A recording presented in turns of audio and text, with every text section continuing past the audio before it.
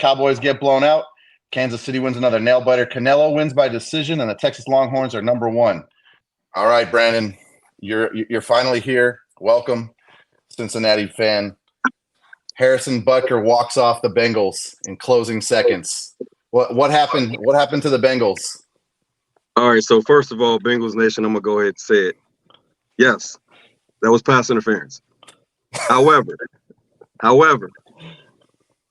you don't make that call at that point of the game.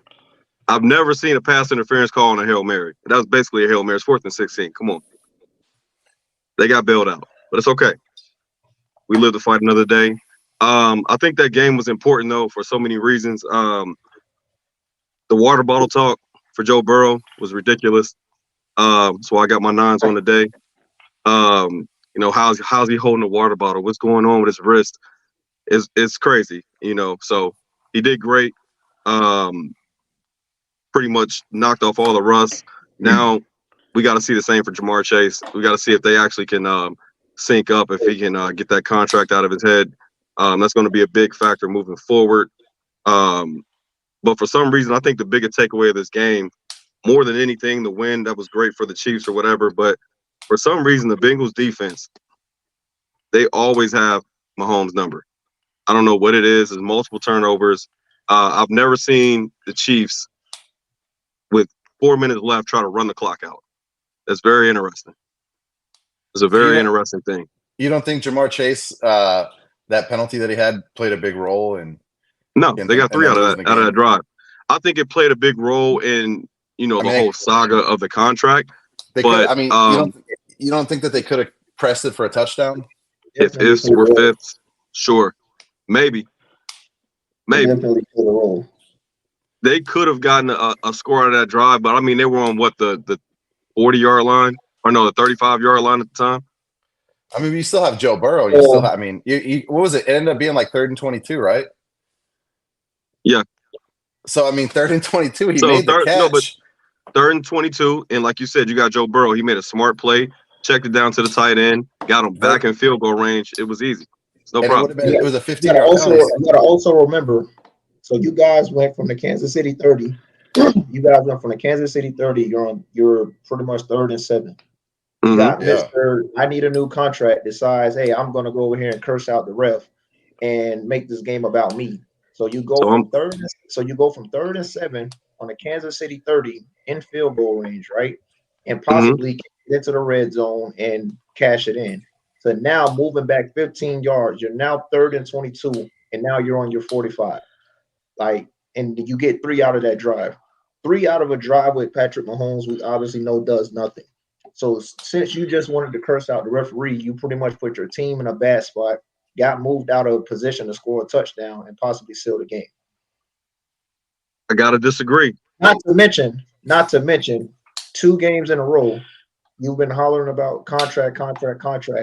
This game, you give us 4 catches and 35 yards. Oh, absolutely.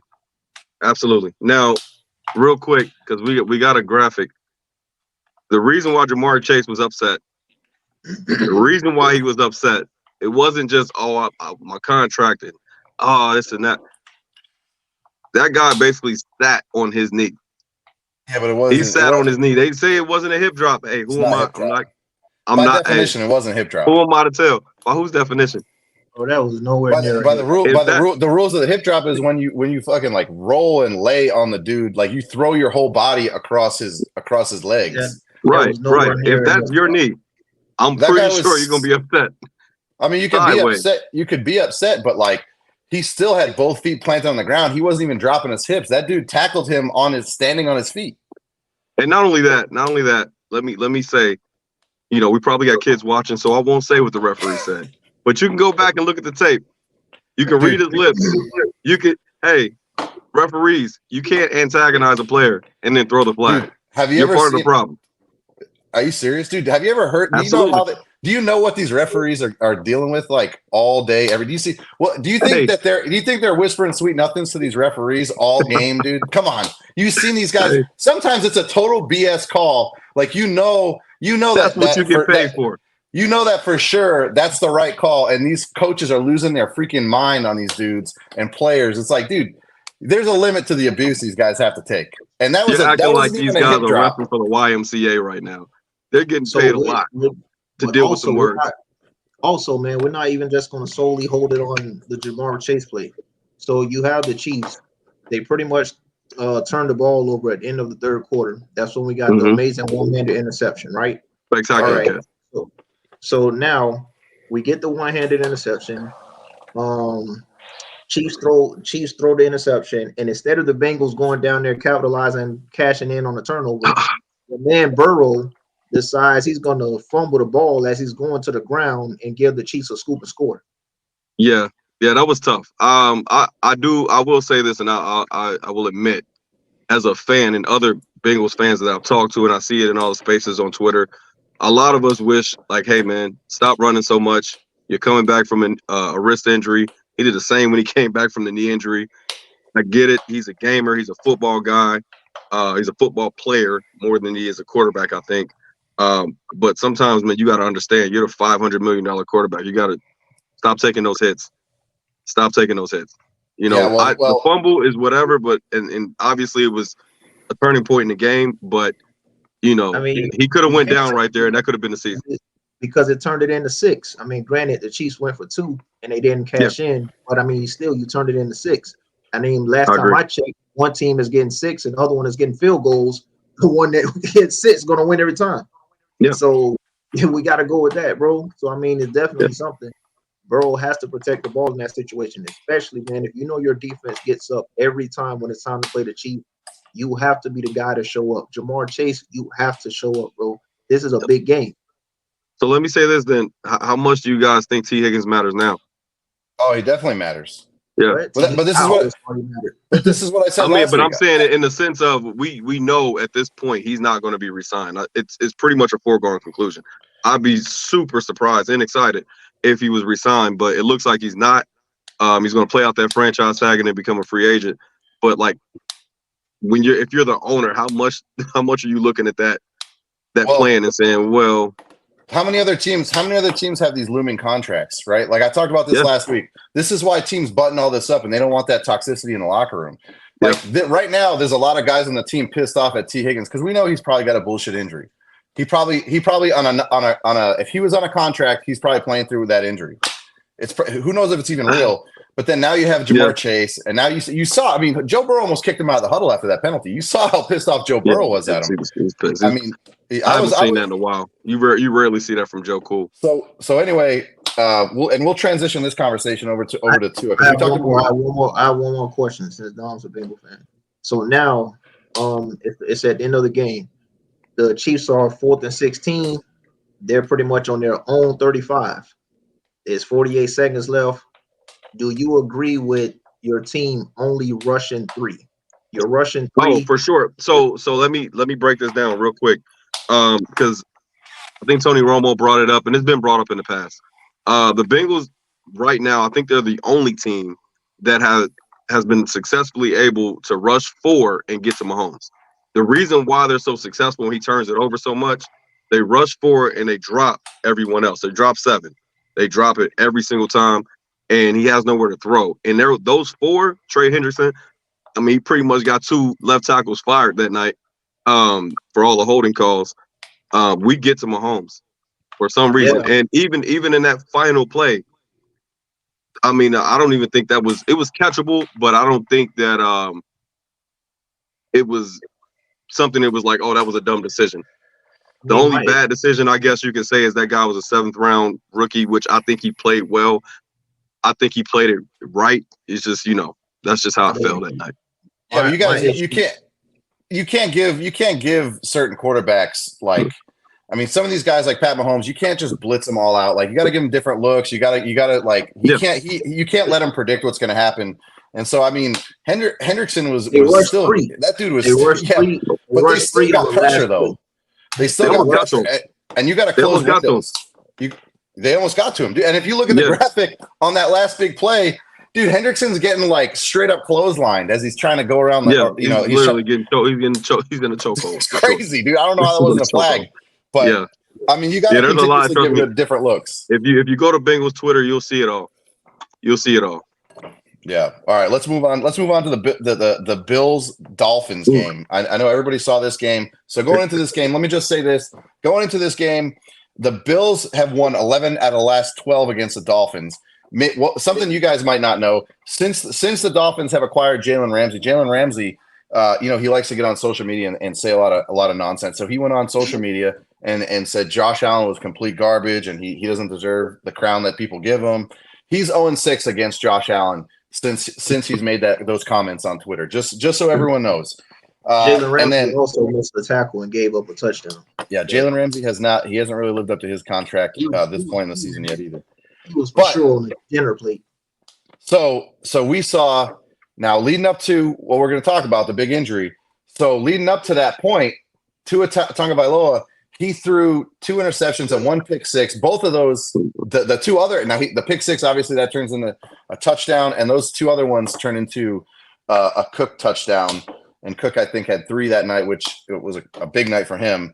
And then, of course, we see Tua make an awkward dive, and then he gets knocked out, and he has decorticate posturing, which is indicative of a possible brain injury.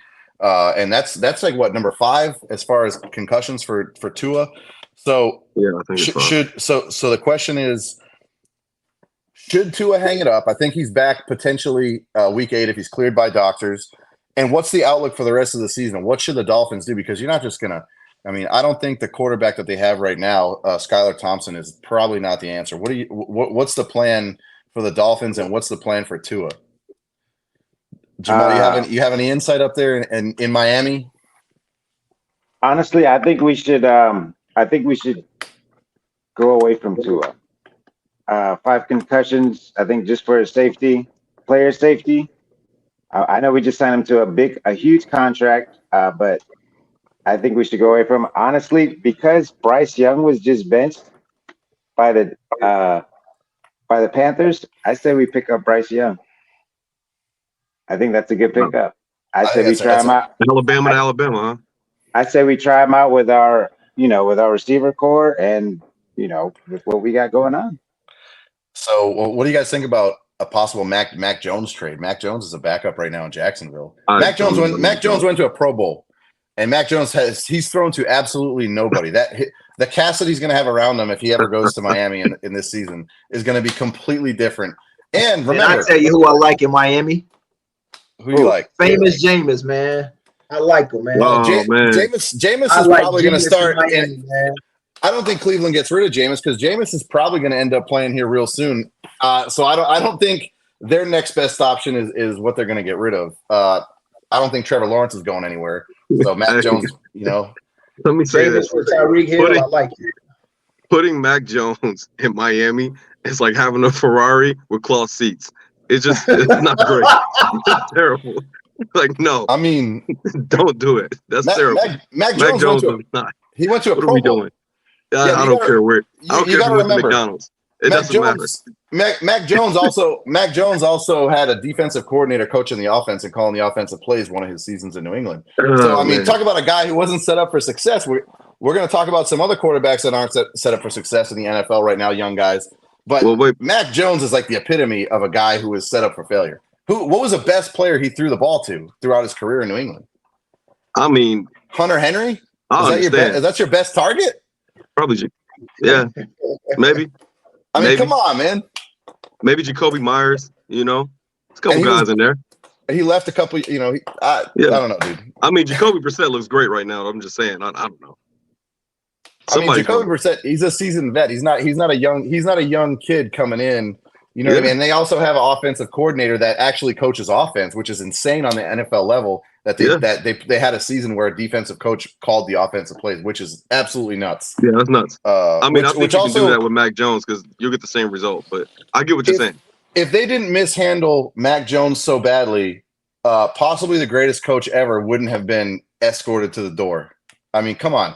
You don't think that led to Bill Belichick getting removed? The mishandling of Mac Jones? Mac Jones got Bill Belichick fired. That's a hell of a resume. No, I think Belichick. I think Belichick got Belichick fired. I think Belichick was already in the works, bro.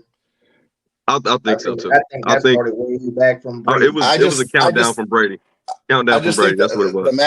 The whole mismanagement of Mac Jones was the demise of Belichick.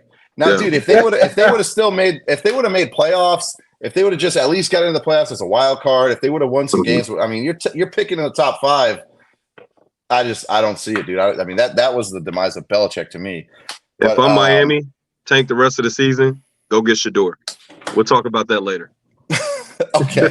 All right. So moving on to the Sunday Night Football game, the Texans beat the absolute physically beat up Caleb Williams, and they won by 6, which was a push for me. So bump Caleb Williams, but Caleb Williams, his passer rating this season is 24.2. Not his passer rating. 24.2. He has 0 touchdowns, 2 interceptions. Now, in his defense on Sunday night, out of 37 dropbacks to pass, he was hurried 36 times. So he had pressure 36 out of 37 passing plays. Pretty tough. Another guy set up for failure, if you ask me. Eberflus, look what he did with Justin Fields. I think Justin Fields would have loved to have the weapons that you just gave him. You could have actually grabbed Marvin Harrison instead of Caleb Williams and had Justin Fields still. Oh my God! But I don't know how scarred Justin Fields is from the horrible time there. But if you fire a whole entire coaching staff, but not the head coach, I don't know that the organization is looking out for that player, for Caleb Williams. They're totally setting that guy up for failure. But I still think you have to give credit to the Texans, bro. I mean, the Texans they're a good team. They're a good team. You have to give credit to the Texans. I mean, they was able to sack them 7 times. They constantly brought pressure all game. Obviously, he's a rookie. He's not going to be used to the disguises that the defenses show you in NFL. So why not? I mean, all games they were just pretty much hitting him with disguises, man. Got to him 7 times. They was able to get 2 interceptions from him. He's gonna have trouble for a while, man. Like, he just has to get used to realizing he's not the best player out there on the field. Well, I think simply though, the window for passes in the NFL is a lot tighter than college. Way smaller. Everybody's a 4-4, 4-3 guy. Man. Well, I'll say though that I thought that he handled the pressure well. He moved well around the pocket. Like, I mean, he was literally, and it wasn't like outside rushing pressure. Like we talked about the Chiefs and we talked about Chris Jones and how he just crushes the pocket. All the pressure basically, for the most part, was coming from inside the pocket. Like, he didn't have a pocket most of the night, and he was on the run almost the entire night. So almost all his throws were on the run. So yeah, I mean, I think simply though, he basically got a taste of what Justin Fields had.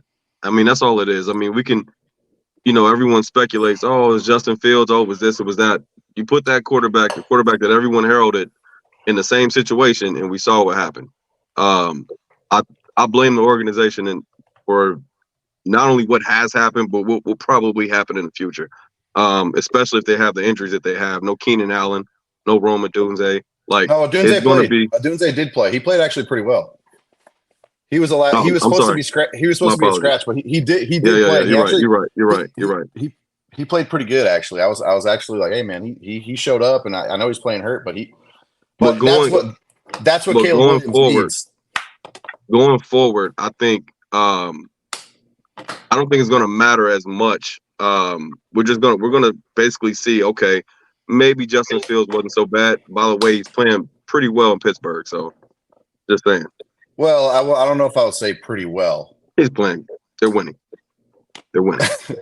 Yeah. We'll say they're winning, but it has a lot more to do with that defense. I think what he put up this week, 16 points. No, it was 16-10.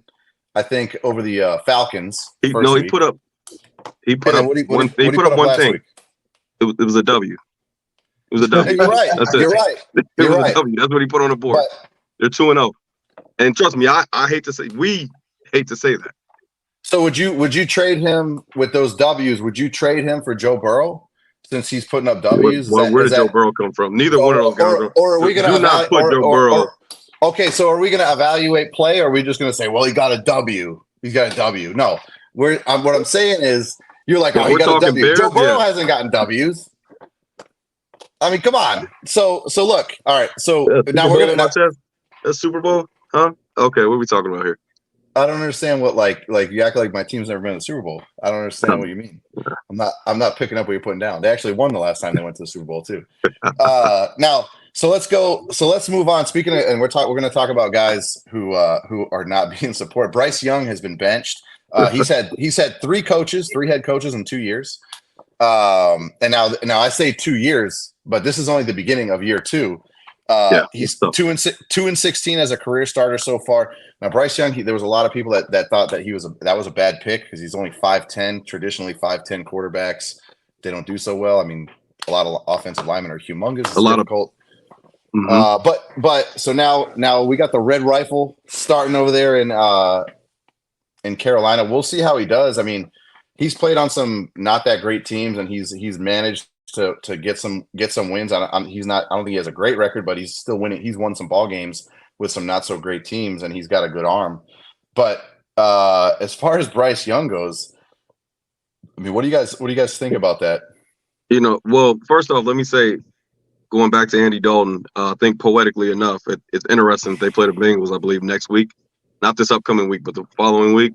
So that'll be really, as a Bengals fan, if we lose Andy Dalton, we'll be pretty upset. But going back to Bryce Young, I think that's who you guys play next week. You guys play Andy next week. That is tough. Oh, that's wonderful. Wonderful. It's like the whole script thing that everyone's talking about. I can see it happening, and whatever. But it's really tough because I'm one of those guys that I don't think Bama quarterbacks are that good. I just don't. So the offensive I don't think they translate well. Go ahead. Dave Canales, all right, he's the offensive coordinator. They brought him in as they replaced the coaching staff from last. Dave Canales was the 32nd ranked offense last year. That's who they brought in for Bryce Young, your number 1 overall pick. You bring in literally the worst offensive coordinator in football last year, and you think that you're going to have a change and that he's going to groom your young number 1 overall pick. Yep. I think that Bryce Young can't get out of Carolina fast enough. So so you think it's an organization thing versus Bryce Young? Absolutely. Yeah. Hold on. Do you know what Bryce Young's QBR is over his career from last year to this year? These first 2 games. I don't have those numbers, but he got the shit kicked out of him all year. 9.1 is his QBR. Who's he throwing the ball to? 9.1. Do you know who he's throwing the ball to? That is horrible. Don't get me wrong. I think you're correct in the sense of it's the organization, but as a player, you got to do something. Can you name some offensive players that they have that are there? Adam Thielen. That's the only one. That's the only one I know. That's the only one I know. He hasn't been good in like 4 years. Yeah, he went there and dissolved. Come on. Why do you think he dissolved? Somebody got to throw you the ball. But what I mean somebody got to throw it to you. Look at what they did. Hey, man, it's like playing catch with no dad. Like, come on. But look what the Bears did. Look what the Bears did for their number 1 overall pick. Look at what they went out and got for him. And look, he's struggling right now. They're going to win some games. The Texans were a good team. They only lost by 6. That's not a huge deal. But they're not going to be. I don't even know that they'll be 500. But they'll still win some games. And Caleb Williams will develop. But they do have to fix that offensive line. We hope he will develop. Like I said, I think he moved well in the pocket. He made some good throws. He still has a good arm. I mean, he was running for his life, absolutely, for sure. I mean, he only had one drop back. There's only one drop back the whole game that he wasn't pressured in. Like, I mean, that's what I mean. All his throws. So if that was a traditional pocket passer, he would have just been sacked, which Bryce Young basically is. So he would have been sacked every fucking play, like almost a lot more than 7. Let me ask you guys this: do you guys believe what the staff said that, hey, Bryce Young is still our guy, but the season was slipping away? Do you guys actually believe that? No. So what I saw was that Dave Canales and the head coach there and the GM, they said, we're doing this for the guys, like kind of like what you're saying. They said we're doing this for the rest of the team because we want them to win some football games. And I do think that they probably can win some more football games with Andy Dalton because the pressure that they're under with a bad offensive line, throwing to not top flight receivers. I mean, Andy can pull out some wins, but he's not going to, like I said, I don't even know that they would get 500 with Andy Dalton. I think he can make it interesting. I don't know that Bryce Young can really make it interesting at this point because no Mm. one's developing him. You have the worst offensive coordinator in football last year trying to develop this kid. They're not Yeah. doing him any favors. I'm begging to get out of there if I'm him. By the way, ironically, his 9.1 QBR is like 31st, not 32nd. I don't know who the 32nd guy is, but he's not the Oh last. wow. So it's only up from here. Yeah. All right. Well, so everybody saw this is a big highlight game. Of course, everybody talks about the Dallas Cowboys. Now they lost to the Saints. The Saints hung 44 on the Dallas Cowboys defense. The Saints have scored on their first 15 drives. They put up points on their first 15 drives this season. Here's an interesting stat because I know a lot of people are ready to just pile on Dak Prescott. They had 190 rushing yards as a team. 134 of those rushing yards were before contact. So let that sink in. 134 yards before contact. They had 15.2 yards per attempt. Alvin Kamara himself had 115 yards and 3 touchdowns. The Dallas Cowboys had, as far as running the ball, the Dallas Cowboys offense, they had 0 rushing attempts that went over 10 yards and none.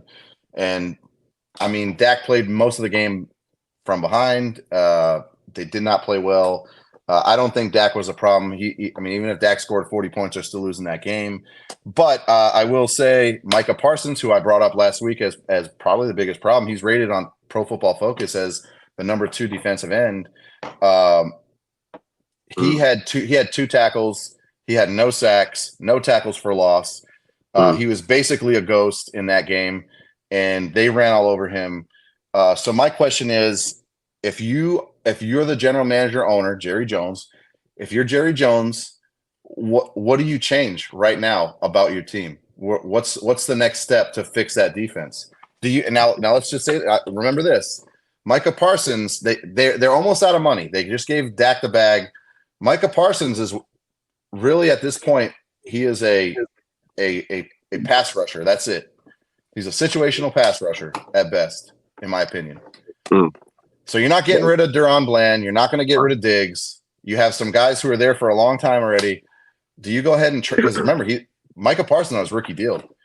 Are you trading him for a more versatile player on the defensive line? More versatile than him? Who's more versatile? When I say versatile, I mean a guy that can play the run and play the pass. Who's better than him right now? Better than him against the run? I mean, dude, the run is. I mean, they're probably the worst rushing defense in the league. I mean, yeah, but I don't think that speaks to Micah Parsons per se. If I'm Jerry Jones, first of all, I'll go to Micah Parsons and say, "Hey, man, let's cut the podcast during the season." Yeah, thank you. Let's focus up a little bit. Let's lock back in. Exactly. Yeah, you get blown out, and you're laughing and carrying on. And now he had his own take, and he was smiling and laughing and talking about the Bryce Young benching and what he thinks and all this. Dude, you have way bigger problems in life. Get off the podcast.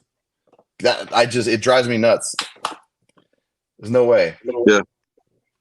I agree. I think it sends a message to the team though after you take a loss like that and you're able to go out and quote unquote perform, in the media. I think it's tough. It's tough hill. So as a fan too, I don't want to see Joe Burrow on the podcast after we take a loss, laughing it up like he doesn't care. I don't want to see that. Talking about other teams and their problems. Like you have a lot of problems. Yeah. All right. So what do you got? Do you guys think Baker Mayfield and the Bucs are the real deal? And I'll just say this. Let me just give you a stat. Baker Mayfield, his completion percentage right now is 73.5. He has 6 touchdowns through 2 games. He has 1 interception. And I mean, they just knocked off the Detroit Lions, who's a pretty formidable team. They were the NFC Championship last year. Right? I do think they're legit. Talking about Baker Mayfield, first of all, it's tough for me. I've always had a lot of respect for that guy.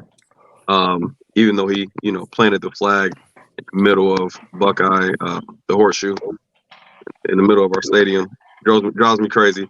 But no, I think we're finally getting to see what Baker's made of now that he's out of that, that pitfall of organization in Cleveland. I think they're legit. I think we're going to see them probably get a 10-win season. I'm going to say 10, but you know, it remains to be seen. There's a lot of football left to be had, but I think they're legit. Well, they have a tough division. Remember, they have Atlanta and they have New Orleans, who now looks like a juggernaut. So, I mean, but now they got a couple of freebies. They get to play the Panthers. I don't know if the Red Rifle will steal one from them, but if Bryce Young's in there, you know. Now, Jeff, let me say this, Jeff, who's to blame for the Eagles' Monday Night Football loss? I gotta go where it hurts, man. I gotta go where it hurts. I know most people are trying to blame it on Saquon, but I gotta go where it hurts, bro. Because all right, so let's say this. So Saquon, he did miss a key 3rd and 3 that would have put the Eagles in victory formation. But okay, hey, forget it. Hurts. You're the quarterback. You have another chance, right? You have to make better decisions on the final drive. You're on the 45. It's 1st down. You have a timeout left. Why are you throwing up a hope and a prayer on 1st down? All you need is a field goal. You don't need a touchdown to win. You just need to get in field goal range. You have an all-pro safety back there in Jesse Bates. They were playing cover 1, single high safety. You didn't even try to look them off. So instead of you trying to look them off, you pretty much looked at your receiver the whole way and just threw it right over there, and Jesse Bates was able to run over there and snag the ball. If he would have at least looked to the right and looked Jesse Bates off for a couple seconds and then turned back to the left, I think he would have had a way to get that ball to his receiver. But just staring his receiver down the whole way when you have an all-pro safety back there, I mean, it's pretty easy.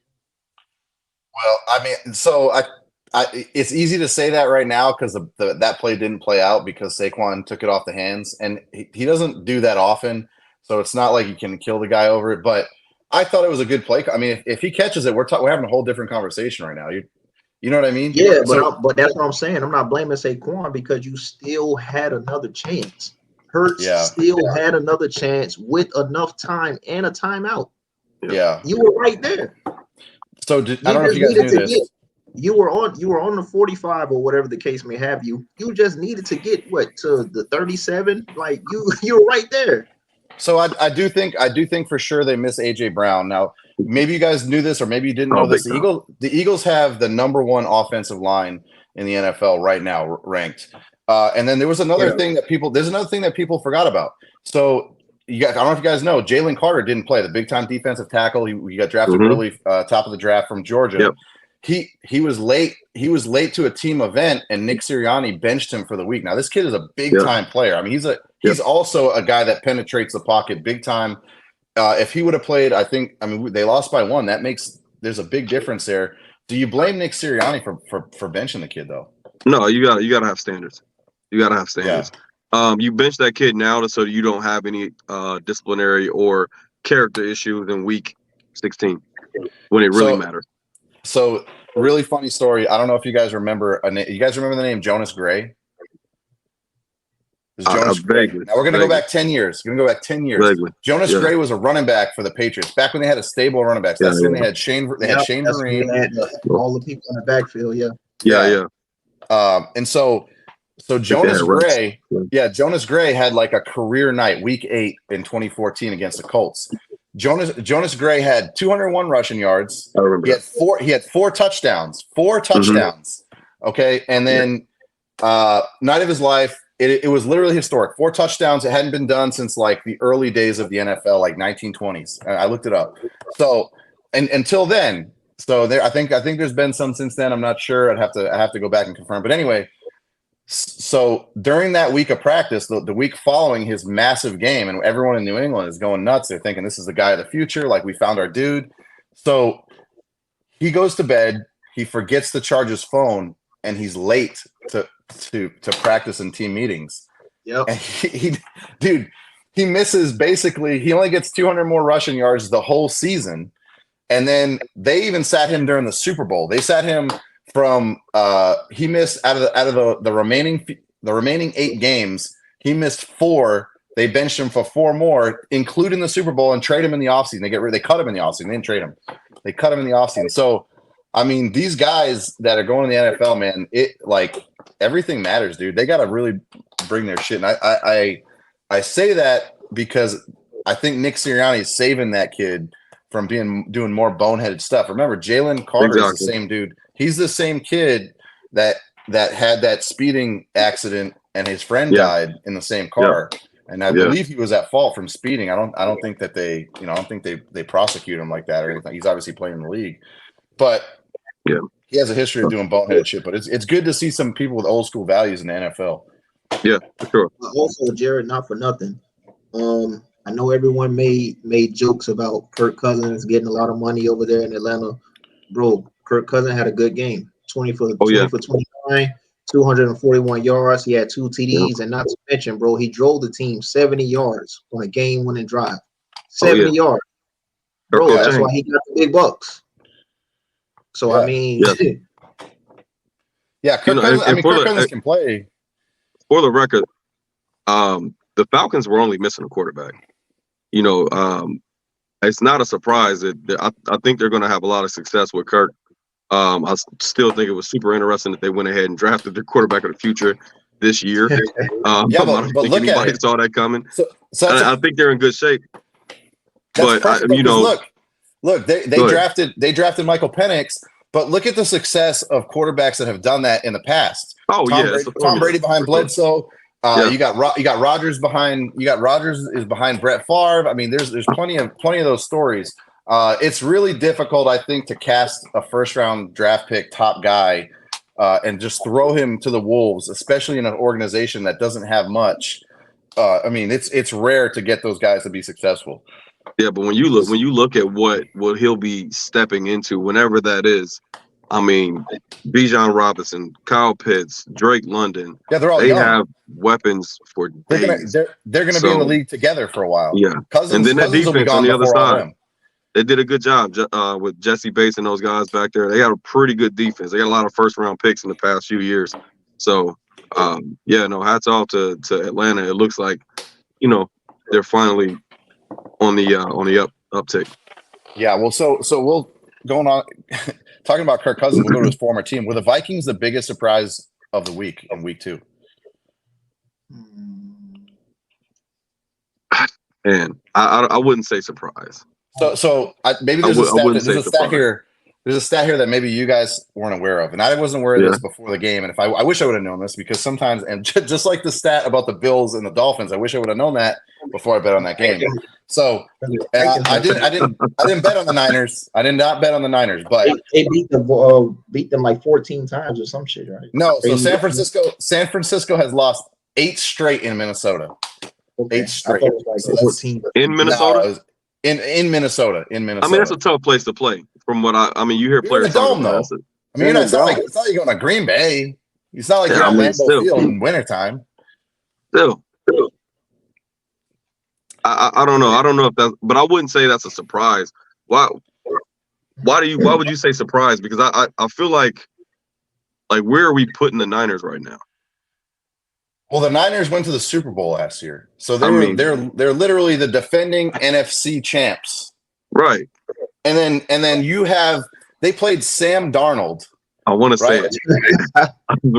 The Ravens went to the AFC Championship and they're 0-2.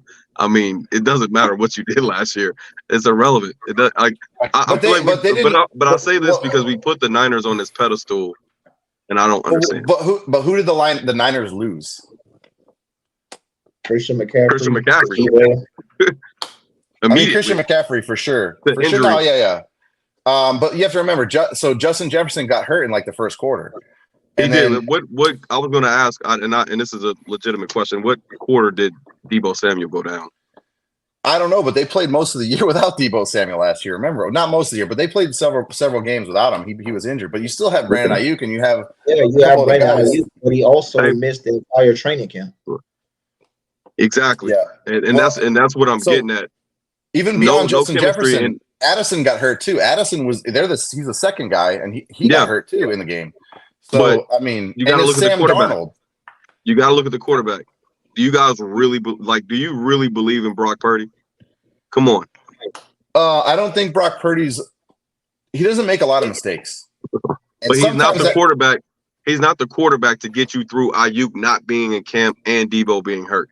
He's not that type of quarterback. He still needs that embarrassment of riches to be who he has been. no, no dirt on him. I'm not trashing him. I think he's pretty solid, but I think let's be honest about it. But yeah, but there's He's guys been as good as he is because of what he has. But there's guys who have made a career and have a wonderful record because they just simply didn't make mistakes and they just handed the ball off, they ran it, they checked down, they hit the tight end, they hit the outs, they just kind of. Trent Dilfer has a Super Bowl with the Ravens because of that. Oh, a million times over. And I think the Niners should have got one, but I'm saying in this situation, now what are we saying? Like he can't. It is what it is. That's why I say it's not a surprise. Better? Is he better than Sam Darnold? I would say so. Or was Sam Darnold? Sam Darnold got released. Sam Darnold was a backup for him. Don't forget that. Sam Darnold was his backup. They cut him basically saying he wasn't worthy of being even a backup here in San Francisco. And so he's been kicked around the league. He was never supported as a New York Jet. We can definitely say that. He was definitely a Bryce Young story. And I mean, I'm happy for the kid because he got to go and get a little revenge on a team that cast him out to the wolves, and he found somewhere to go. Hopefully, I really hope that he reaches his potential because I hate to see those stories and all the potential wasted that we see. I think confidence is everything, though. You see, once a guy's confidence is taken in a situation, rarely do we see them reemerge in the league. So, like you said, I want to see him do well. Give me till about week 8 to answer that question, though. Is he better than Sam Darnold? Because if Sam Darnold actually reemerges and plays it to the potential that he has, the talent that he has, where he was drafted and all that, then I'm going to say no. But right now, beauty's in the eye of the beholder. Right now, yeah, Brock Purdy's better. He's played better. I mean, Hawkinson's good. You got TJ Hawkinson there. And I don't think that Justin Jefferson's out for very long, but I think he's only questionable. I think he said in the press conference he's good. He's so you got him, Addison. I mean, that kid Madison, the running back. I mean, he's pretty good. They have a team, so they're not trash. I don't want to say that they're trash, but a lot of people's opinion of Sam Darnold is based on. They even mentioned it. They said, "Well, he wasn't seeing ghosts up there in Minnesota this week." Because remember that Monday Night Football game back in the day when he was a Jet versus the Pats, and they caught him on a hot mic, and they just killed that kid forever. So I hope that he actually can turn confidence, around. Man. His confidence is broken. So I'll go into this. We have NFL injuries for those of you that are big fantasy football guys. Just so you know, Jordan Love is out. Of course, we know that. Raheem Mostert's still out. Kenneth Walker. AJ Brown is going to be out for I don't know how much longer, but he's out for definitely this week. Debo Samuel's out. He's out for a couple weeks. Yeah. David Njoku, Cooper Kupp, Graham Gano, the kicker. A lot of people forget about their kicker. Graham Gano for the New York Giants is out if you have him on your team. Isaiah Pacheco will be out.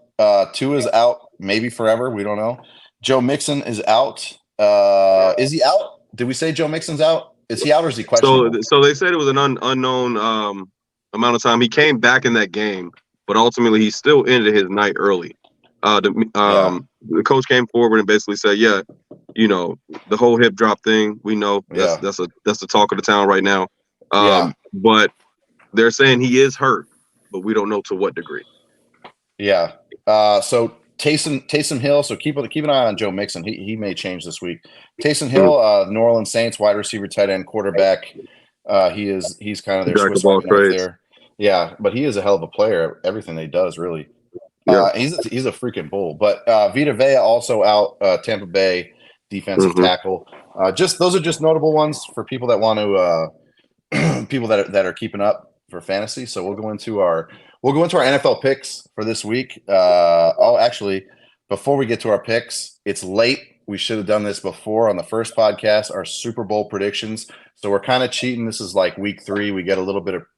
I probably wouldn't have picked these. I don't know that I would have picked these preseason. I can tell you, actually, I wouldn't have picked these preseason. But now we're here. So I'll start with mine. Right now, I have the New Orleans Saints versus Kansas City Chiefs in the Super Bowl. That's my Super Bowl prediction. I got the Saints. Who you got, Jeff? I got the Saints and the Texans. I thought about the Texans. I know what you guys are going to say. I get it. I don't care. Cincinnati Bengals. It's realistic. It's realistic. It's not realistic. I got Bengals Niners in an 80s rematch. Yeah, I'm not. It's realistic. I'm not. Yeah. You know, if Joe Burrow's healthy, you know where we've been. So Steve Young and is Steve Young and Chris Collinsworth going to announce the game? that's horrible.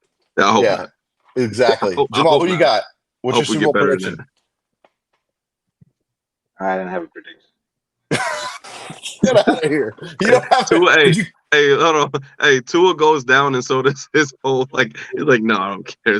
They're done. They're done. Yeah. Miami they can make it. Miami take off that background. You need to start putting the dark side of Miami while you're feeling bad about the Dolphins. Yeah. Like Matter of fact, just put up like a a Missouri background, or maybe Idaho. I don't know. Yeah. All right. So I'll go into the NFL picks now. These are the things that I'm going to bet on this week myself. I have the Saints -2.5 at home versus the Eagles. I have the Chargers. I have the Chargers +2 in Pittsburgh, and then I have the Niners -7 at the Rams. Now I'm going to say this. I think that the Eagles are a good team, and I think they could probably compete. But without A.J. Brown, they're not the same team.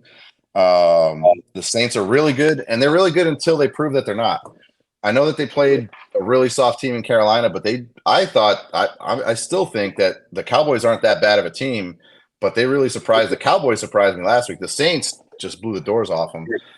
Going back to the Chargers just have more offensive power than Pittsburgh. I just don't think Pittsburgh, they're just not, if they can get past the pass rush, if they can run the ball effectively, they'll beat Pittsburgh and +2. I like that.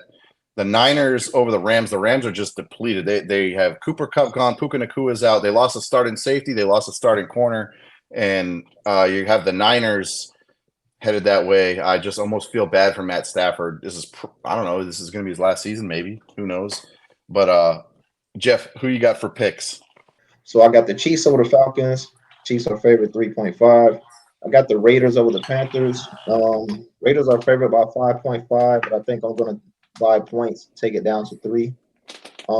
I have the Texans over the Vikings. I'm going to take the Texans money line. And then I also have the Chargers over the Steelers. That's going to be my 4th pick for this weekend. All right. Awesome. So Jamal, you got picks? I'm going to apologize ahead of time. I don't have the my opponents written down, but I have the Falcons. I have the Falcons on the money line over the Chiefs. Okay. And let me talk about that really quick. For those of you who don't, if you bet money lines, it's always favorable to bet on an underdog that has a real potential in winning that game. So when we look at the Chiefs, we look at Isaiah Pacheco going down. They're looking at Kareem Hunt right now. I think he's visiting. I don't think they signed him yet. I'm not sure. So I think their starting running back right now might be Samaje Perine. Right? Did he get hurt? Let me scratch that Chiefs bet because I forgot Pacheco went down. I forgot they don't have Pacheco. Let me take the Chiefs off one. There you go. Yeah, write them on off. I'm happy to hear that. Trust me. I forgot Pacheco went down, honestly. Yeah, so then you got that, and then credit to the Swifties out there. I don't know what's going on with Travis Kelce. He hasn't been involved in the offense. I don't know if that's by scheme, if he's distracted. Maybe there's a breakup looming, all that stuff. But I think the Falcons defense, much like the Bengals defense, is going to give Patrick Mahomes a hard time. And the Falcons have more than enough firepower on offense to take that game. And again, if you bet the money line on that underdog, it's a bigger payout. All right. I mean, the Chiefs have a tough 3-game start, man. Oh yeah, that's a brutal schedule. Ravens, Bengals, Falcons. That's a tough schedule. That's not easy. Yeah, I don't know who they have next week, but I'm sure it's not going to be any easier. So, and then I got Seattle -4.5, and then I got the Packers on the money line.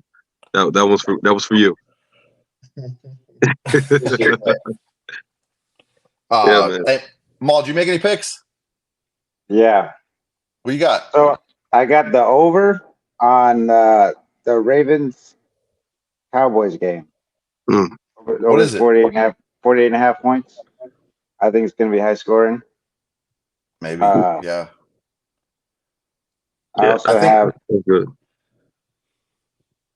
I also got the Bucks -6 over the Broncos.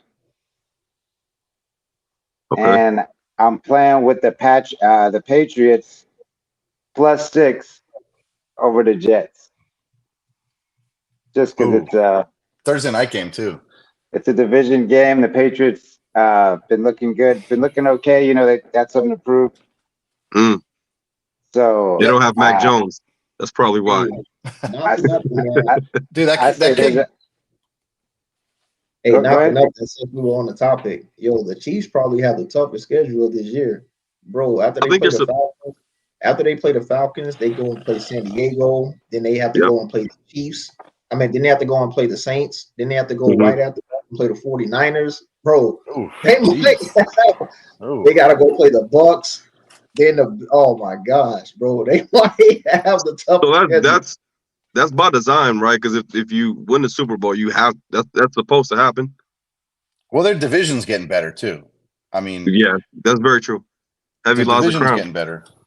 I mean, you brought in, now there's a guy won a national championship last year, coaching the Chargers. What they beat? They were in the Big Ten. I think they beat Ohio State last year too.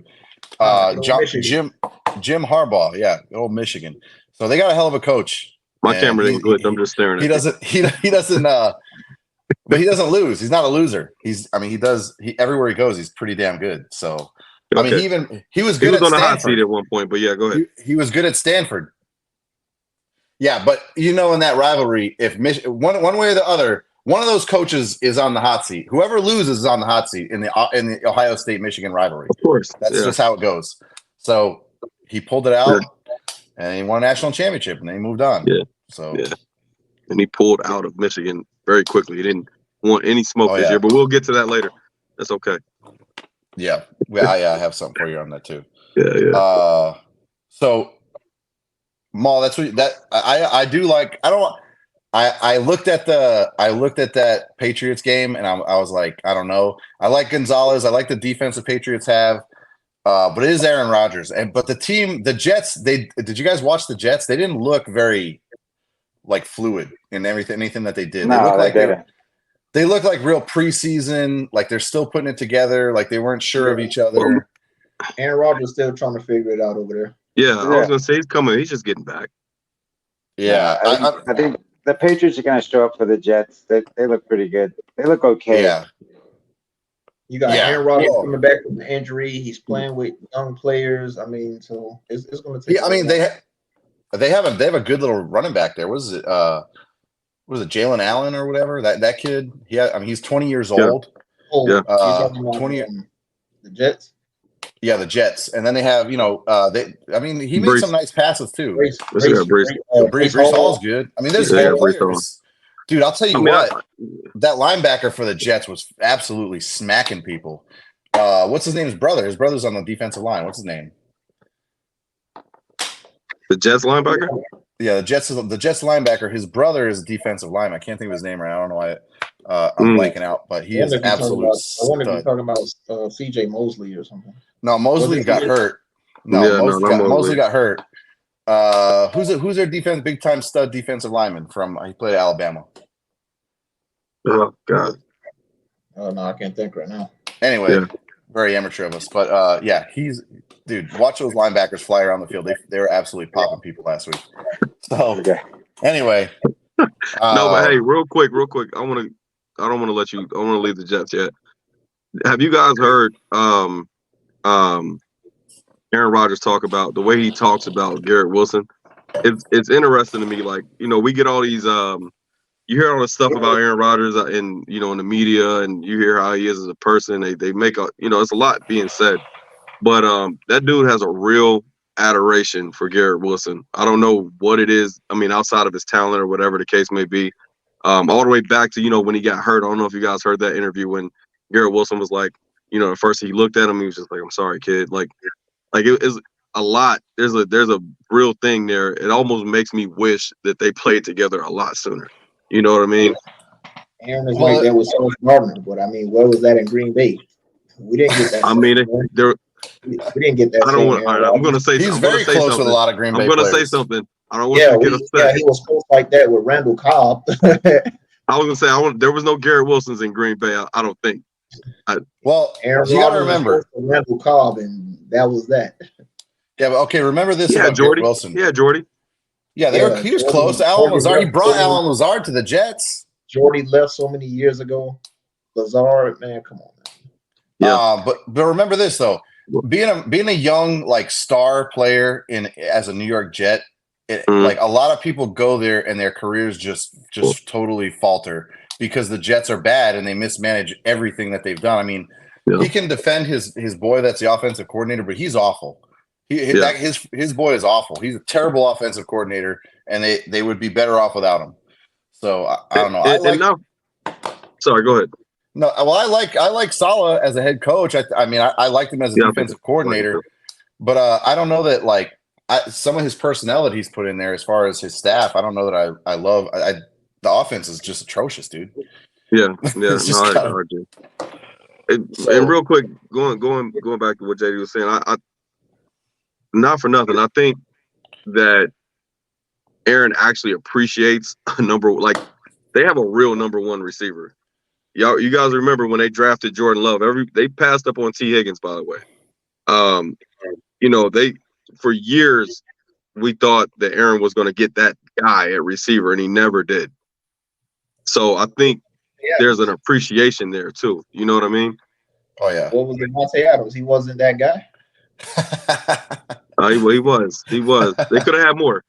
And then they let him go. Well, they let him go though. We let him go what I mean? because he didn't know what the hell Aaron Rodgers was going to do. Every time he turned around, Aaron Rodgers was talking about leaving, not leaving. He was trying to actually figure out what Rodgers was going to do, and he pretty much said, "Hey, bro, I can't put my faith not knowing what you're going to do." And he left. By the way, do you think he regrets that right now? Yes.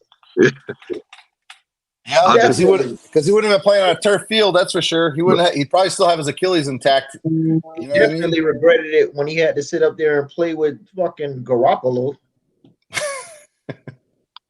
Yeah. Well. All right. You guys ready? So we'll press on with Jeff. We'll give you the stage here for the Canelo card recap. We're going to the Canelo recap. Oh yeah. Yeah, we can go ahead and get to the Canelo recap, man. I'm actually going to talk a couple. So they actually had a pretty decent card. You had Rolly Romero that fought that night. It was pretty much a lackluster fight. Rolly hasn't really been performing the way he needs to perform, man. However, Rolly's good for boxing. He's very entertaining. He's funny as hell. His interviews. So no matter what, they're going to try to keep Rolly just out here. They're going to try to keep Rolly and try to give him bags or whatever it is for Rolly. He ended up beating his guy. He won pretty much every round. It was a 10-round fight. He won all of the rounds. Nothing spectacular happened through the fight, so it's nothing to talk about. Now, the fight that I do want to talk about is Danny Garcia versus Erislandy Lara. It was pretty much Danny Garcia's first time fighting at middleweight. It was a boring fight, man. I would like to say Danny Garcia stole money from the fans. He stole money from us. The reason why I say that he stole money from us, he should really be investigated for the way he just stole money. Danny Garcia hasn't been a champion since 2017. It's 2024. He hasn't been a champion since 2017 when he was at welterweight. He lost his belt in his first defense when he fought Keith Thurman back in 2017. So I don't know how this guy goes from 147 welterweight, moves up to 160, and he just automatically gets a title shot at his very first fucking fight at 160. And not for nothing, Danny Garcia has always been known to have a granite chin. I've never seen Danny Garcia hurt badly in a fight. He fucking fought Errol Spence. Everybody knows what Errol Spence has done to his opponents. Broken eye sockets, ribs. Yeah. Errol Spence has really done damage to opponents. So I don't understand how Danny Garcia goes in there with 41-year-old Erislandy Lara and takes a straight right hand and he drops down. No, straight left hand and he drops down. It was no type of weight behind the punch. At that point, actually, Erislandy Lara, his feet were square. He didn't even turn into the punch. We're gonna bring it up on the screen so you can see. But he stole money from us. He stole money. I don't So know what was up with that. I think it was for a check. But yeah, man, Danny Garcia, do, man, he's done. I don't think he needs to be fighting anymore. I don't think his heart is in it. I think there that you was go. just a money grab. Um, I will say, man, I sometimes these boxers just don't know when to give it up. But I Mm, think Danny Garcia kind of knew, like, hey, man, this is just that fight. I probably need to just get one more paycheck and then get up out of here. Because he mm. literally quit the stool. He went to his corner. His dad just waved it off. He took a knee. It was like, I don't know. It looked real just flukish. I don't understand that one. Mm. It made sense to me.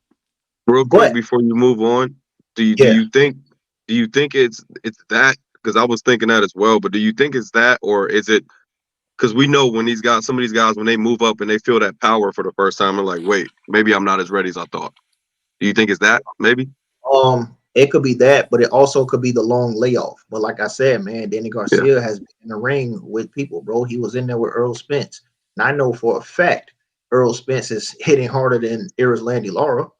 So It's very I true. just don't, I can't necessarily say that. And I'm pretty sure during sparring, Danny Garcia was fighting people that's heavier than him before he came into the ring to fight at middleweight. So no, man, I don't want to just necessarily say it's that because when you actually see the punch, you're gonna see, bro, it was bogus. Landy Lara didn't put any punch, didn't put any weight behind the punch.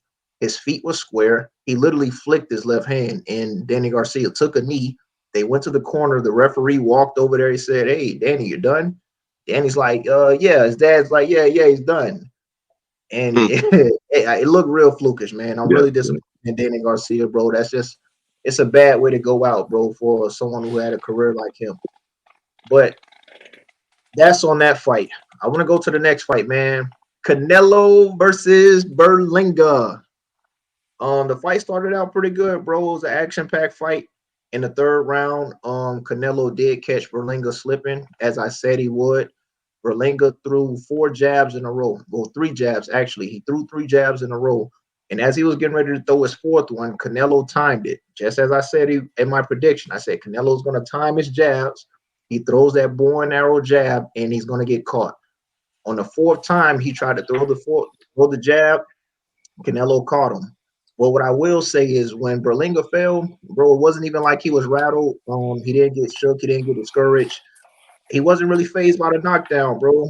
He seemed more upset. He went to punching his gloves, like he just was just upset. Like, dang, I really let him catch me with that one. What I don't like, what Berlinga was doing was during the fight, he kept pinning himself in the corner. I don't know if he was just losing track of where he was, but every round he was just bouncing from corner to corner. He went from this corner, Canelo would tee off on him, he'd go to another corner. So I don't know what the strategy behind that was. I'm unsure. I don't know what the game plan was. I really don't understand that one. Um, but I think he'll learn from it, bro. Anytime you're in the ring with someone like Canelo or Floyd, those type of fighters like a Bud, and even a Tank, man, you learn from it, and then pretty much your next couple opponents or whoever they have may be, they usually feel it because of the experience that you gain from fighting those type of fighters. But what I also will say though, man, more credit to Berlingo. I did like the way he stayed in the pocket in the championship rounds, bro. Later on in the championship rounds, he was trading with Canelo. He stayed in the pocket. He made sure he didn't show he was scared. So I definitely think Berlinga has a bright future, man. He's young, he's tough. Um, Even in the fight, bro, it was a point in time in the fight where Canelo tried to walk away. And Canelo does this a lot in his fights, bro. He tries to walk away. He'll walk back to the center of the ring, or he'll kind of just like walk off and turn his back to his opponents and just kind of show a little disrespect. And actually, Berlinga walked up and actually punched him. He literally went and punched him as Canelo tried to turn his back to him. And then they got off into like a little staring contest of talking trash to each other because of it. And then they went Hmm. to the corner and ended the round. So, Gotta love man, it. shout out to Berlinga, man, for actually being like the first person to actually punch Canelo in his face when Canelo turns his back to him. So, Yeah. but overall, man, Canelo won by unanimous decision. He pretty much won all the rounds. I don't know, maybe he lost one if you want to give it to him. I think what I will say is this. I think I don't think Canelo is ready for Benavidez, man. I think Canelo has pretty much set himself up for where he has to chill in his fights. And when I say chill, I mean he doesn't want to have to deal with people that have high outputs. I think he doesn't mind fighting strong fighters, but the problem is he likes his fighters right in front of him. He doesn't want to have to move. He likes his fighters just right there where he can kind of tee off on them. What I will say is what I noticed is Canelo has stole a triple G move, man. He's developed this hook where he's punching downward and he's punching like the head. So he throws a hook while he's punching downward and he hits like the side of the head, man. Canelo has very strong hands, so he's not going to break his hands. Triple G was famous for that, and Canelo just adopted that, and he's been using it, bro. Every time he throws his hook, he throws it and he goes down with it. Canelo's been getting real good at that. So shouts out to in that. But back to what I was saying about the Benavidez. I think Canelo just wants to avoid that, bro. Benavidez is a tall guy. He's gonna come in heavy. He has a high output, bro. He has a high work rate. And I think Canelo is just in that mode now, bro, where he's fought 70 fights. He just doesn't want to deal with that. I think when he does fight Benavidez, it'll be past the time we would like to see it. I don't think it'll be when we should see it as of right now. I think when it's time for Canelo to cash out and just say, hey, man, I'm out of here. I'm going to give you guys this fight. He's going to do it and just ride off into the sunset, or we just may not even get it.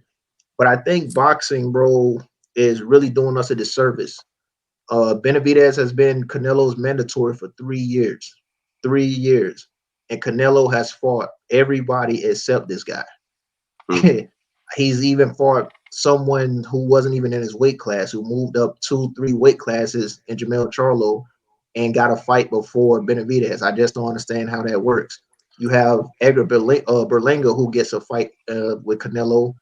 He hasn't even ever fought a champion in his life. He's never fought a world champion. So how does he just randomly gets to step up, fight Canelo, get the payday, get the spotlight? I'm not saying he did bad, but it's still, how do you skip over Benavidez, man? It's just boxing has to do something. Not to another thing I want to touch on at the end of the fight. Boxing is so scared of Canelo, bro, of upsetting him that at the end of the fight, they weren't even allowed to ask him what's going on with the Benavidez fight or when will we get the Benavidez fight. They were not allowed to mention Benavidez. They were not allowed to mention Terrence Crawford. Canelo went on this rant. Oh, what are they going to say? I am the best fighter in the world. No one can beat me. Yeah. And the announcer just sat there. Like, bro, when Mayweather was fighting, Mayweather had to answer Pacquiao questions after every single fight he had. But due to them not wanting to upset Canelo, they never brought up Benavidez. They never brought up Bud Crawford. Canelo was able to have his rant, pump his chest, and walk out the ring. So they have to fix that. So there was multiple reports I read today. Everybody, the whole world knows it's not even. I mean, Canelo's just ducking him at this point. Canelo's ducking Benavidez. So unfortunately, I read the most likely opponent upcoming for Canelo is Bivol. I don't think Canelo wants that. Bivol already beat him. He's tough. Bivol already beat him. Now, what I will say is the reason why Canelo is willing to accept that is because Bivol is in another weight class. So when he does lose to Bivol, it doesn't hurt his pride as much because he can say, oh, I went up in weight class and I dared to be great. So the excuse of losing to Bivol doesn't hurt him as much as it would be Benavidez because Benavidez is actually in his weight class. Now, what I don't think is fair is this. And I kind of feel this is what will happen. Canelo he's unified now because he was stripped of one of his belts, I think the IBF, if I'm not mistaken. But Canelo will move up. I mean, Benavidez is going to move up to 175. Benavidez plans to fight either Bevo or Beaterbeef, whoever wins out of that fight, right, for undisputed. Figuratively speaking, let's say that what's his name? That Benavidez becomes undisputed at 175. Canelo will then try to challenge him for his belts at 175. And I'm pretty sure they're going to mandate it for that to happen, which is not fair. Because why is it that Benavidez can be your mandatory for 3 years at 168 and doesn't get to fight you for undisputed when you had all the belts? But the minute he becomes undisputed at 175, you have the right to move up to challenge him. And I feel like that will happen, bro. I feel like that's what's going to happen. I feel they're going to cater to Canelo, and I think it's bullshit. All right. Let's pressing on with the college football. It was college football's week 3. So we'll start off with Arch Manning. He led the Longhorns to victory after Quinn Ewers goes down. Now, let's not get too crazy because UT was they were favored over UTSA by 35. So it wasn't a surprise. I think one of us in here in this group probably could have hopped in and taken the reins over for Quinn Ewers. I don't know. But yeah, well, all you got to do is hand the ball off pretty much. I mean, those guys were UTSA is a sorry bunch right now. So I mean, do you agree with them hopping into the number 1 spot right now? Yeah. I mean, and we'll get into it here soon, but I mean, it's very simple. Yes, it's UTSA. They blew them out. But I don't want to spend this time talking about Georgia just yet. I know we're about to segue into Georgia here in a few. But we'll just say it because the big reason that UT was able to leapfrog them is because Georgia probably they were extremely close to losing to Kentucky, and I think we'll talk about this right now. So they won 13-12 in Kentucky.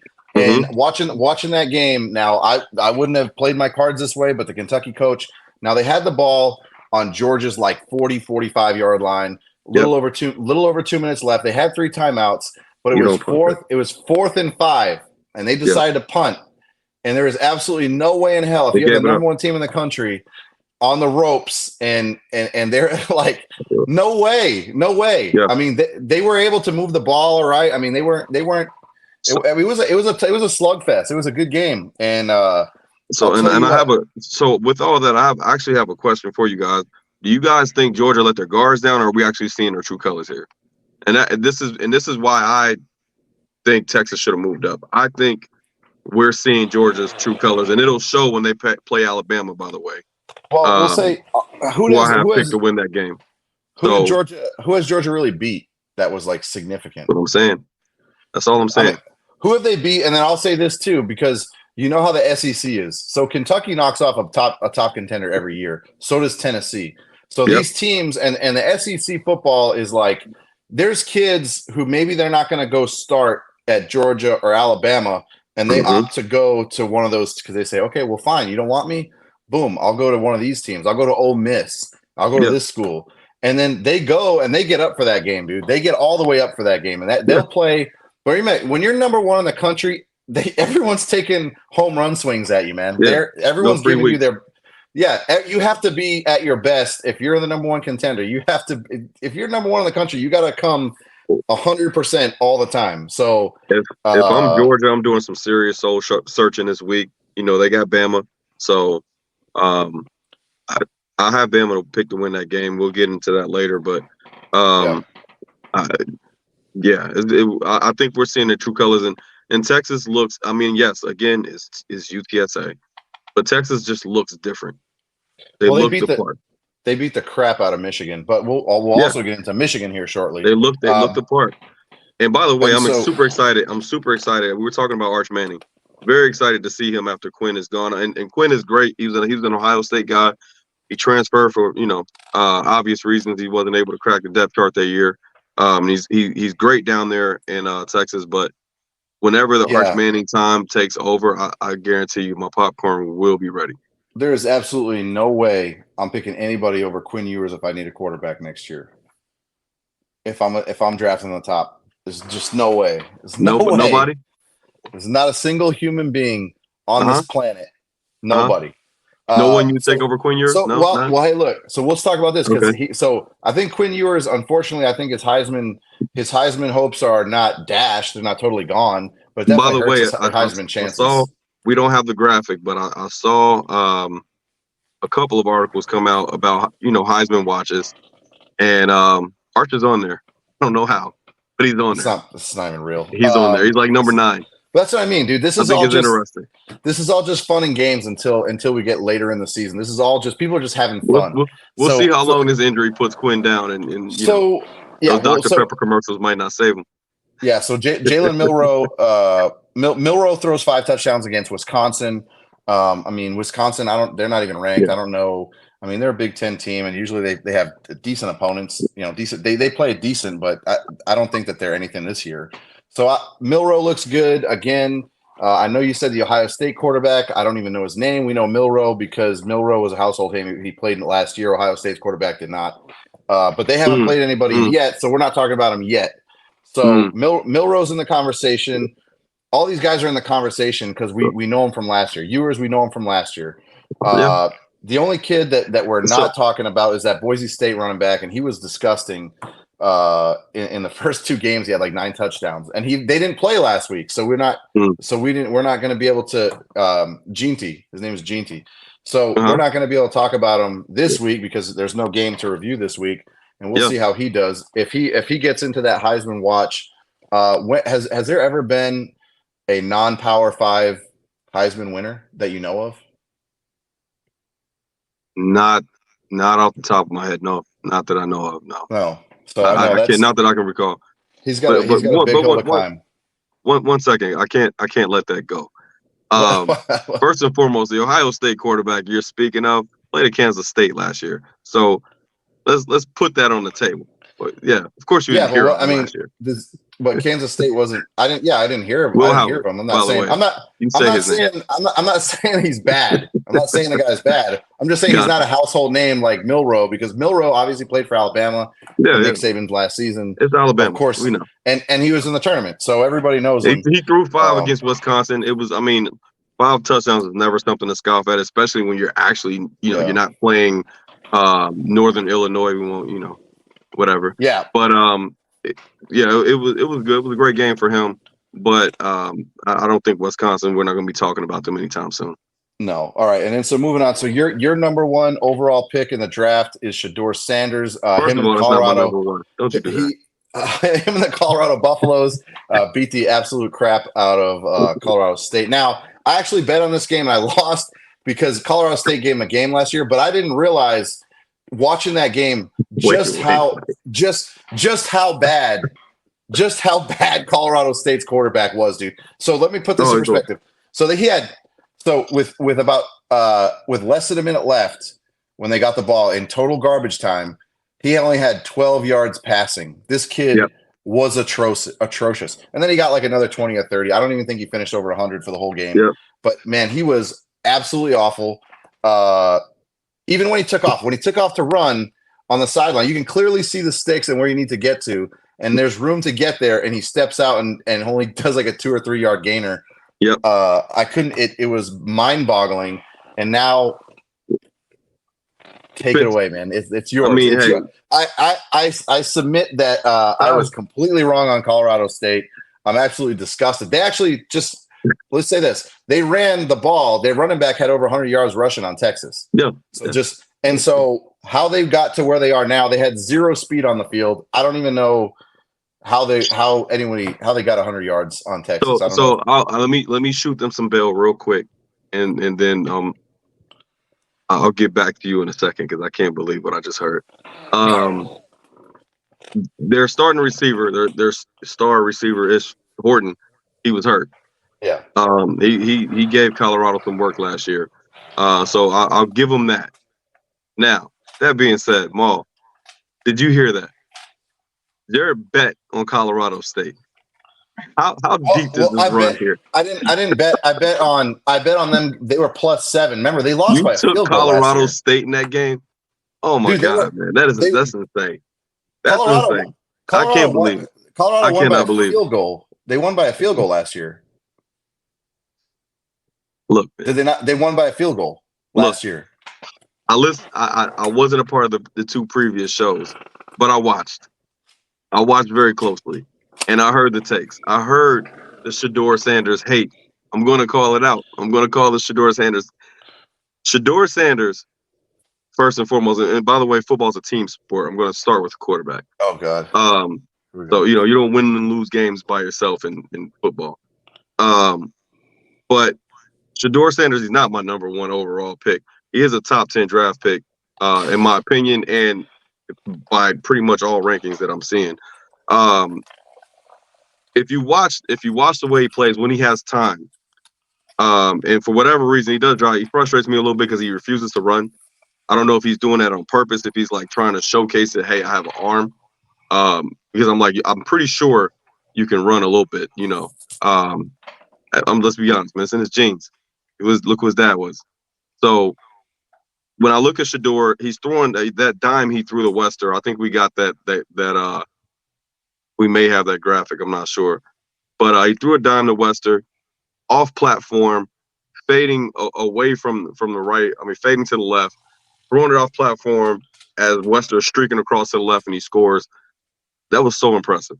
That was one of the more impressive throws that I've seen. And the arm talent that he has is what's going to take him far. And he usually keeps his composure. He gets sacked so many times. Was it 7 times? The last time they played, I believe it was 7. Yeah, it was. I've never seen him go off on his O-line. I've never seen it. So, and I get it, the talks after the game, that wasn't really him, by the way, but that was a lot of speculation. But in the middle of the game, I never see him snap on his own. He always keeps his composure mid-game. After the game, that's a different story. And by the way, hey, look, you can talk all you want pregame. You can say what you want. You can do what you want. If you go in there and you don't back it up, I don't even know what's the kid's name, the Colorado State quarterback? Nicolosi? Yeah, Nicolosi. Say what you want, man. Hey, we'll see how much their Instagram followers helped them. That's cool. And then he puts up, 4 touchdowns and whatnot on you, and he refuses to shake his hand. Can I tell you what kills me about the Colorado Buffaloes? They're playing absolute nobody. They wouldn't be ranked in the top 100, Colorado State. And they're do you not think that like people talk crap about all these Heisman guys that when they go play them, they're not like saying stuff. They just don't pay attention. They don't care. Yeah. Like I think that Shedeur Sanders and Deion Sanders and what they have going in Colorado is the biggest fraud in all of college sports. It is the number one. I don't think it's a fraud. I think that Deion Sanders is absolutely there to pump up his son's draft stock and try and put his son in the best position. And I don't think it's in the best interest of the team. I don't think Deion Sanders will even be coaching football at Colorado next year. I think he used Colorado as a vessel to get his son into a position to get a high draft pick. That's a great point. That's a great point. You said he used Colorado. I think it's mutual. When is the last time you talked about Colorado football? Probably back in the days of Rashaan Salam. There you go. So all I'm saying is, I think it's mutual. I think if Deion is using Colorado, remember in his entry, his presser, they were joking around a little bit. And it was like, oh man, we can't pay him yet, but we will. I think there's some truth to that joke. I just don't think it's genuine, and it's fine. And I think he's doing his best for his son. But I just think that everybody. It's a fraud, dude. It's just if we haven't talked about Colorado, since God knows when have we ever talked about Colorado State? You know what I mean? I think everybody wins here. I think the city wins. Boulder is jumping. They got stars pumping in there, weekend after weekend. Yeah. It's pandemonium, for lack of any cornier words. I think yeah. It's well, great. Let me just say this. It is great for football, by the way. I love the fact that on a Saturday I actually want to go watch Colorado play. I love that. I love what Prime is doing for the sport. And also, not to mention, as a coach, personally, I'm seeing what he's doing with these young guys, and he's taking these extra steps to try to teach them Yeah. to be better men. I think that's great. What about all the young guys that he told basically to hit the transfer portal when he arrived? Oh, for sure. So hey, hold on, wait a minute. He didn't say the job's up for grabs. You can't have your cake and eat it. Didn't you just say you love the old school coaching mindset with the Eagles coach Stefanski? It's the same thing. No, it's not the same thing. And I didn't say Stefanski. What are you talking about? Talking about the Eagles coach? Yeah. That's not Stefanski. But when I say that, first of all, we're talking. My bad, Sarkisian. It's not Sarkisian. That's a Texas coach. Who is it? Who the hell is the Eagles coach? And don't cut that, by the way. Keep that. So look. But I'm saying all that to say. No, when he arrived, and he said this, and he was talking about, and he was telling all these kids basically hit the transfer portal. Like I would say, hey, listen, other kids are going to transfer in, and whoever wins a position gets a position. But like, I would say, hey, your job's not guaranteed here. But to say just fucking beat it because you guys suck, like what the hell is that? So I would agree with you. And I watched that. Say no one has a safe job here. Everybody's job is a competition. Did you see what he said about that though? He told those guys like, hey, go hit the transfer portal. And some of those guys actually they didn't listen. They stayed, and a couple of those guys actually made the team and they played. So him saying that was more of a test to say, okay, if I'm telling you won't do it, how committed are you to proving me wrong? So yes, I'm in agreement with doing that because if he's saying that and you are the type of person to just walk away, cool. I don't want you on my team. But if you're gonna stay and gut it out, this is that old school mindset. If you're gonna stay and gut it out and say, you know what, coach, that's cool. You told me to hit the transfer portal, but you're gonna have to cut me. Those are the guys I want on the team. I don't think he's that genuine, but we'll see. I mean, hey, let's see. I know you're like celebrating. I know you probably pop champagne because they beat Colorado State, and 100%. Now Colorado. Now Colorado's in the top. I ate it too. Yeah, Colorado's now in the top 100. Congratulations. That is a big feat for them. And then when they get to play real schools that are really ranked. We'll see what Shedeur Sanders can do. I think Travis Hunter is probably a quality player that'll go in the first round. Mm-hmm. I think there'll be serious buyer's remorse of anybody that considers Shedeur Sanders. You said quality player that'll go to way to downplay it. He's top 10. We'll see. We'll see what happens when they play ranked teams. When they play no one is putting up the amount of snaps alone that this kid is putting in, and this is just I'm not even bragging or boasting. And that's wonderful that he puts in those snaps. But are they quality snaps when he goes against serious competition? I think they are. Has he played serious competition this year? Did they play serious competition? I mean, how early are we in the season? We'll see. That's what I'm saying. That's all I'm saying. I think their last 6 games are against ranked opponents, so we'll come back to the table on that one. That's what I'm saying. I'm just telling you. I want you to remember. There's a lot. They still have to play real teams. They almost lost to basically to an FCS team. They almost lost to North Dakota State, and they celebrated it. They celebrated it like it was the Super Bowl. So, and then they celebrated Colorado State. It's like, dude, that team is trash. Like you beat a garbage team. Like, what do you? Mm-hmm. And then you're like getting into it with the dude after the game. Like, dude, don't even pay attention. Shake his hand. Yeah, whatever, dude. Fuck off. You don't have to even say nothing. You just go, whatever. Yeah, every single guy that's won the Heisman has probably had shit talk to him every single game, and he just goes, fuck that guy. He's a fucking ant. I don't care about that guy. Yeah. So that's my problem with him. Like, if he wants to take you serious, don't like go down to the level of teams that don't matter. Anyway, all right. So back to it. BC loses to number 6 Missouri. I don't think Missouri's quarterback is also in the Heisman conversation. I wasn't impressed with Missouri. I did think the quarterback was good. I think actually the game was a lot closer because he actually hit a lot of kids in the hands, and they dropped a lot of balls. And I think BC they just kind of gave up in the second half. I was pretty disappointed, to be honest with you. They're no longer ranked. They don't deserve to be ranked, in my opinion. But what do you think about that kid as a Heisman candidate? I mean, Missouri. I don't know that Missouri survives in the SEC. I don't know that.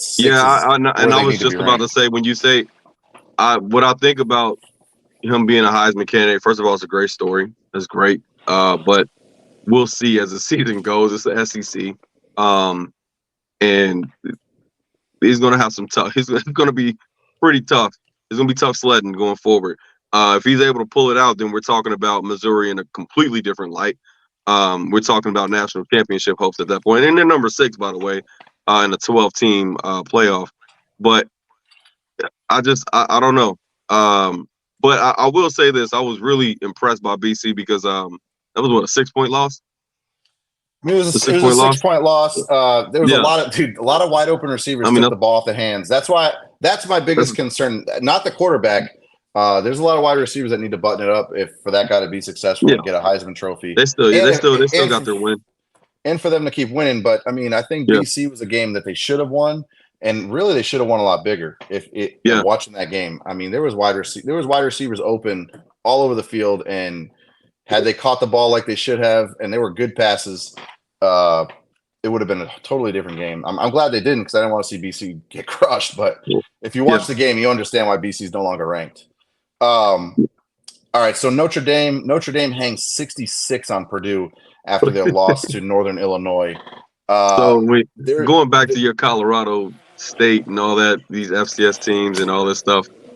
And I'm not going to talk about them. I'm just saying, Notre Dame losing that game last week, that was tough.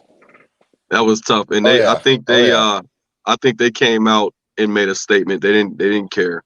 Well, so remember, Northern Illinois is not FCS, and they are number 24 right now. They're number 20.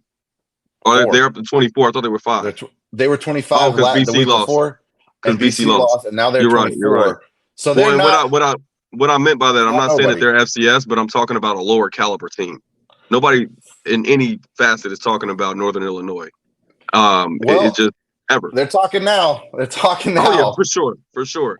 And now, with that 66 point win from Notre Dame, every time Notre Dame wins a game, Northern Illinois, as long as they win, they get stronger and stronger, right? So, no, I think it was big. I think it was even better for the coach. Losing that game, I'm sure, put him in hot water. I wouldn't say he's on the hot seat. I know we're going to get into some rumors here soon, but I don't think he's on the hot seat. So here's the thing. Notre Dame, if Notre Dame is going to have to absolutely pummel teams. They're going to have to go relentless, no mercy, and just destroy the teams that they need to destroy. Yep. And if they don't, they'll see themselves outside of the tournament. And the goal now is to be in I believe it's to be in the top 12. But I don't think it's just the top 12 that go. Remember, I think it's at least the Power 5 conference winners all go. I'm not sure the formula. But I do think you can be ranked in the top 12 and potentially not even get in. Let me ask you this: if Notre Dame doesn't make it to the tournament, like if they barely miss out, they're 13, right? Do you think that's the final nail in the coffin to get them slid into to agree to go into a Power 5? No, I don't think they ever will. I think it's just tradition. No. They never will. I just don't think they ever will. Not after all this time. They were one of the oldest schools. I agree. Football. I think. After a while, because they've narrowly missed out quite a few times.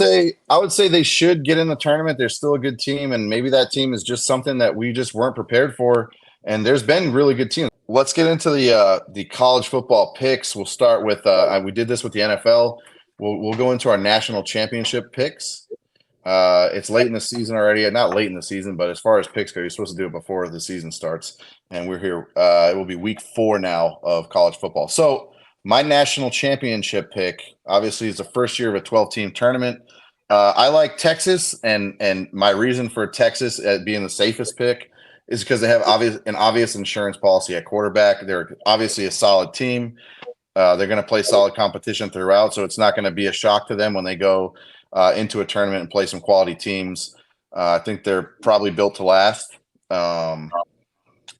I don't know that I wholeheartedly love that, because I don't think we've seen enough football from everybody and seen who's been truly challenged. I don't think Michigan was a true challenge. So anyway, who do you guys got? So you know who I have, and for good reason. Ohio State, and real quick, yep, that's my team. We know, but let me be serious for a second. The Heisman candidate that nobody's talking about, Jeremiah Smith, basically Marvin Harrison Jr. 2.0. I think as we see them actually have competition, they play Marshall this weekend. I get it. But as the season wears on, they're going to start playing Oregon and those guys, and we'll see what they're actually made of. The transfers and with Will Howard and then the back from Judkins from Ole Miss. That defense is unreal with Caleb Downs back there from Alabama. There's a lot of they have a lot going on over at Ohio State, and I think once we see them get challenged, we're going to see how good or great they are. But I see they're number 3 right now because they haven't played anyone, rightfully so. But I really think not only do they have a good shot, I think it's going to be pretty clear cut as we get close to the end of the season here. Yeah, I don't disagree with your pick. I don't think it's a bad pick. I picked Texas, but I mean, really, any of those schools that you that reload every single year, like Georgia reloads every year. Ohio State, obviously, they reload every year. They I think they were number 2. Georgia and Ohio State were 1 and 2 as far as recruits. So I mean, when I talk about depth, like those are deep teams. Texas was up there too. So you have deep teams, you have good coaches. I definitely understand why I say Ohio State though. But I need to see when week 7 rolls around and they play Oregon, then that'll help me determine like whether I decide to go with Ohio State or Georgia. But it'll be between Ohio State and Georgia for my picks. I haven't decided, but I want to wait for week 7 to see what Ohio State looks like against Oregon. Yeah. Well, that's fair. So let's get into college predictions. As far as I have 3 picks for this week. So we have a good matchup. We're going to see Tennessee, Oklahoma. Tennessee is Tennessee's number 6 now, I believe. I don't think that. Who are they? Yeah, I believe they're still number 6. They're -7 at Oklahoma. I watched a little bit of Oklahoma. I watched Oklahoma struggle against Tulane. I thought Tulane actually hung in there pretty good. I don't think the score depicted how close it was. So I kind of think Oklahoma. I didn't like their quarterback play. I didn't think he was very solid at quarterback. Tennessee, they look really solid. They look like a team that's going to run the football down your throat. So I like them -7. I have my second pick is I have number 11 USC. They're -5.5 at Michigan. Reason being, obviously, they lose Jim Harbaugh. They lost 18 starters from last year on that national championship team. But I don't think people will really understand the devastation in this transfer portal era of losing a coach that brings in players like Nick Saban. You lose a Nick Saban. They brought in DeBoer, and they still, Alabama, just based on their history and everything like that. And DeBoer was in the championship last year, so it's not like they replaced him with a bad coach. But Michigan losing Harbaugh, I think a lot of transfers out happened to different competition. I think Alabama, they'll probably be all right. They're not quite the same as Michigan. I mean, DeBoer, you look what happened to the program out in Washington. Washington just lost to Washington State. That's never happening with Michael Penix and those guys there and DeBoer as the coach. So, and my last pick is number 18, Notre Dame versus Miami of Ohio. I have the over in that game, and it's over 43.5.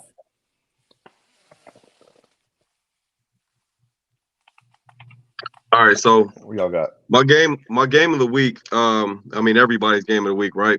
Georgia, Alabama. It's not this week. That's not this week. Hold on. That's that. Give me 1 second. That's my mistake, guys. Game of the week in 2 weeks. Hey, save that clip though. While Dom is getting his stuff together, I got Kansas State over BYU.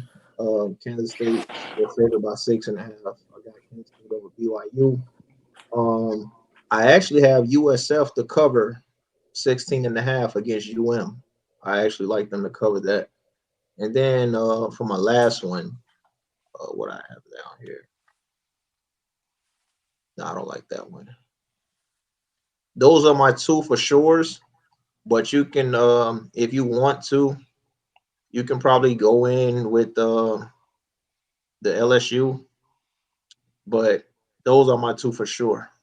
LSU, they're favored by 24, but you can go with those first 2 that I said. I tossed around that BYU pick too, man. I'm still not convinced that that seems like a pretty good pick too. I like that pick. Mm-hmm. Yeah. So look, I went the easy route. I'm taking Texas A&M. I'm taking Texas A&M giving up 23 against Bowling Green. I mean, I don't really need to get into why. It's Texas A&M, it's Bowling Green, and then of course, Miami's hot. They're playing USF. Actually, in previous years, that's been a big game. But with Cam Ward and the way he's coming on this season, they're giving up 16.5 points. I'm taking that. That's not a problem for me. And then upset alert for me, Oregon State. I believe. Wait, no, I'm sorry. Oklahoma State versus Utah. You think Oklahoma State's going to beat Utah? Yeah, and I'm taking the money line on that. Like I said before, I take the money line on the upsets. It's a bigger payout, but yes, 100%. That's a big spread for that Miami game, man. 16.5 points. I mean, it's a big spread for the A&M game too, but I think that Miami will cover that. I mean, what do you know about? For what do you know about USF though? Does anyone know anything about USF? I've watched them play this year. I've watched them because I have all whatever the college ticket is called. I've watched them play. I mean, but it's not about USF. It's more about Miami. Yeah, it's more about Miami's been putting up a lot of points, but yeah.